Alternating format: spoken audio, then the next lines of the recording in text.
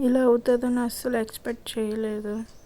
నేను మా అమ్మకని కొన్నాను. కొని నేను ఆ రూమ్లోనే పెట్టాను. తర్వాత ఇద్దామనుకున్నాను. కానీ ఈ మధ్య మా నాన్నగారు చనిపోయారు. మా అమ్మకి నేను చాలాసార్లు అడిగాను కొంటానంటే వద్దు అనేది. నేను చెప్పకుండా తీసుకున్నాను. చిన్న మోడలే కదా, సింపుల్గా ఉంది అనుకుని కొన్నాను. కొన్ని ఏదో ఒక రోజు చూసి ఇద్దాంలే అని అనుకున్నాను. నా రూమ్లోనే పెట్టుకున్నాను. ఇంకా వీడియో కూడా పెట్టలేదు. వీడియో చేసి పెడదాం అనుకున్నాను. కానీ ఏదో అమ్మకి పెట్టుకోకుండా అయ్యింది. బాగానే ఉన్నారు, అంత సడన్గా జరిగిపోయింది. 61 years.